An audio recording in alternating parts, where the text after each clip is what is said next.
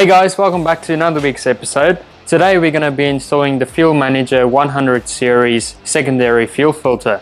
Now this is probably one of the most important mods to have on any diesel vehicle, and I'm going to show you exactly why in this episode. So yeah guys, sit back and relax and let's install this secondary fuel filter. I'm keen for it. Let's go. Alrighty guys, so before we get into today's video, I had a couple of giveaways over the last few episodes, so I would just like to announce all the winners. Alright, so from the temperature video, Steve Zurich, mate, you've won yourself an OBD scanner, so congratulations. I will send that to your address. If you can just contact me on my contact details. And then next up for the Ultimate Diesel video, so 13 MREX, I assume that's your channel's name, but mate, congratulations, you won yourself $100 to add to your tune for your wife's Pajero, so congratulations mate. And then next up we have Brian DP, mate, you've won $100 to go on your family adventures, which you love so much, so congratulations. And then last but not least, Stephen McGowan, mate, I know you want to run that Pajero on 35-inch tires, so I reckon a $100 voucher will help you to get that badge tuned. That's going to be fully sick. So yeah guys, all of you that I've just mentioned, please contact me at budget4x4life@gmail.com just so I can grab your address details and send all the vouchers and stuff to your house. So that's pretty cool. Make sure to like and subscribe on the channel guys, because you could be part of these giveaways. But yeah, let's get into the video, shall we? Alrighty, so Fuel Manager 100 series secondary fuel filter. That's what we're going to be installing today. Now you guys might wonder, which one is better to get, a pre-filter or a secondary filter? Usually the pre-filter is about a 30 micron and the secondary fuel filter is about a 2 micron. Now, in my personal opinion, there's not one better than the other one, but if you want the cleaner fuel, then the 2 micron is going to be that one for you, because the primary fuel filter, or the one that your car comes with, is about 10 microns, so it's already going to split everything up that's in your fuel very well, better than the 30 micron will do. But then after that, obviously the 2 micron is going to be even smaller, so yeah, the fuel is going to be pretty clean. So yeah, that's the reason I went with the secondary fuel filter. And another thing as well, if there is fuel in your filter, hopefully the car will pick it up and show it on the dash and engine light to show there's fuel, there's water in your fuel, so you can immediately, stop the car, check it all out, and then you can just drain the water, because when it's in there, luckily this one will be after it, so it's going to catch all the water that's in your fuel, which is great, because with diesel engines, if water goes into your injectors, they're going to be stuffed. So I would highly recommend getting a secondary fuel filter. Another reason to get it as well, if you live around city areas, normally it is okay, but it's more for when you do remote trips. So if you go to the outback or somewhere where it's very rural, possibility of having water in the fuel is very high.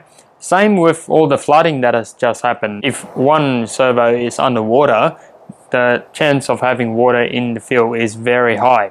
So if you filled up at a servo and that was flooded, possibility of having water in your engine is pretty high. So that's where these suckers come in and catch all the water, just so it doesn't belong in your engine. Because as I said, if it goes into your injectors, it can actually do severe damage. So yeah, think of this as like insurance for your car. But yeah guys, so I basically bought this in a kit from eBay. It cost me about $150, and then it comes with all this, as you can see. So yeah, that is pretty good. You get like more expensive ones, like $300 ones, and then they come with a vehicle specific bracket, so then you can put them in your car. But yeah, I really don't think it's worth the extra $150 just for a bracket.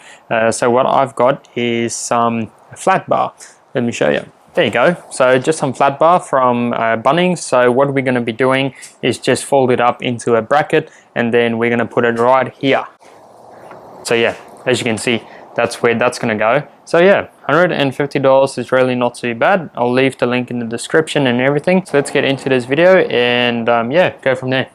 Okay guys, so basically what we're going to be doing with this flat bar, make 2 holes for the bolts to go through, and then just make an extension just so the actual filter can clamp onto it. So yeah, we're just going to measure how long we need it, and then just cut it off with a grinder and drill some holes. And yeah, I reckon that's going to work fine. And then we can just use some washers behind that, just so it doesn't rub against the body.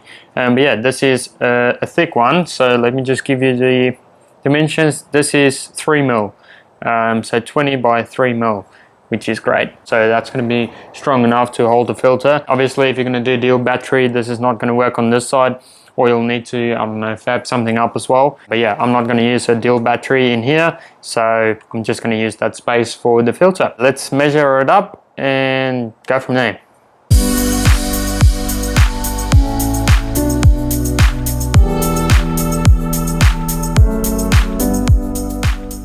Alrighty guys, so what we want to do is fold up a bracket. So what I've done is this, alright, basically. So it's going to go in the car against the firewall like that. So it's going to leave a big gap for the filter to sit. Now to fold the bracket, just get a place where you can get some leverage, and then just fold it like that. Or you can use your fingers. It is a bit hard because it is 3 mil aluminium. So if you don't have strong fingers like me, just grab a place or like a table or something just to make a nice bend. So yeah, as you can see that one there, that's what that looks like. So it's pretty sleek, and then yeah, just grind it off and drill some holes, and then I'll show you what it looks like.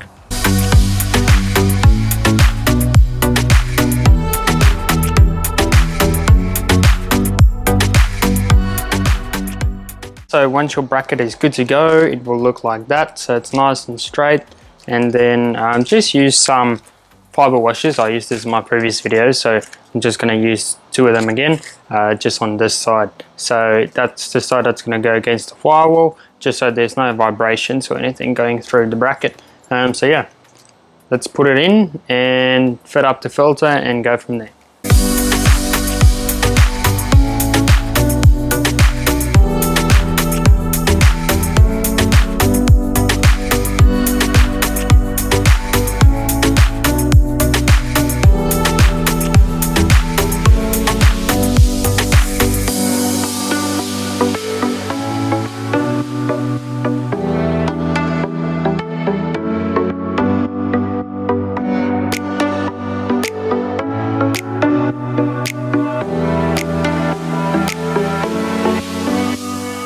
Alrighty guys, so as you can see, the filter is nice and snug in there. Now, part of the kit you get the thread sealant. So what you want to do is apply to it to all the fittings that's going to be connected to the filter, just to make sure there's no leaks of fuel coming out of the filter.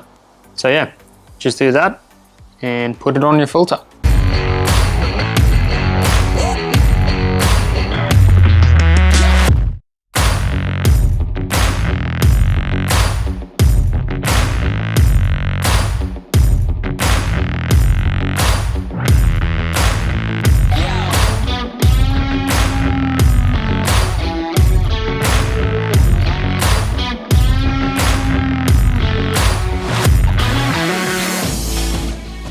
Okay, so you guys can see that's all sealed up nicely. So obviously that's got to dry first a bit, but that's all right. So with the filter, so that's input and then that's output. So what we want to do is make this one go into that there and output. Just connect that pipe to that there. So then it's all connected. You get a pipe and you also get 2 clamps with the kit. So yeah, let's do that and then we can pump it through.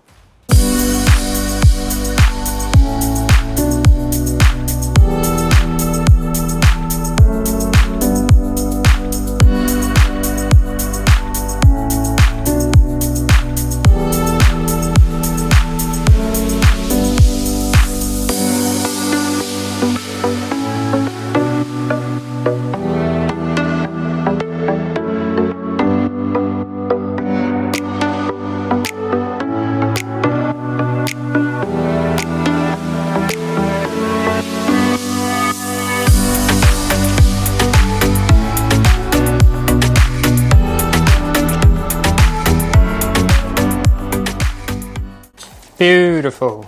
Alright guys, so everything is now connected up. make sure there's a clamp on each hose, and then it should be good to go. So basically we're just going to pump through the fuel now.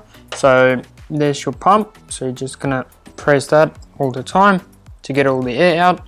And here's your bleeder valve on the filter, so just turn that loose. There you go, so all the air will escape in there, and then just keep an eye on that there if the fuel comes through. And then if there's fuel starting to come through here, that means it's full, so just close it again and then just give it a few more bleeds and then try to start it, see if it's running.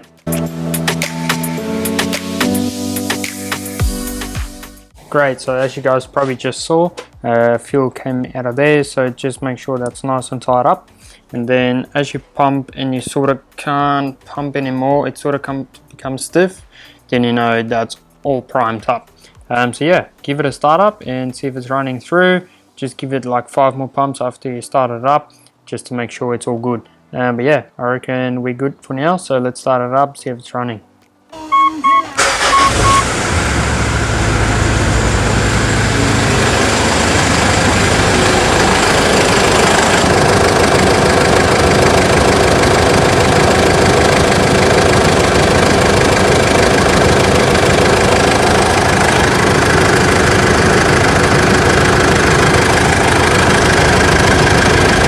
So yeah guys, as you can see, everything went great. Started up the first time, so that means everything was bleeding very good. We didn't spill any fuel into the engine bay. I mean, there's no leaks, so just make sure there's no leaks after you started up the car, just to make sure everything's all good, but it should be. So yeah guys, once again, there you go. You really don't need to go and fork out over $400 for a filter with a vehicle specific bracket. Just buy a $8 flat bar from Bunnings and add that to the $150, so that's 160 bucks, and you've got yourself a filter and a bracket that works perfectly. It does the same job. Ultimately, that's another budget 4x4 mod.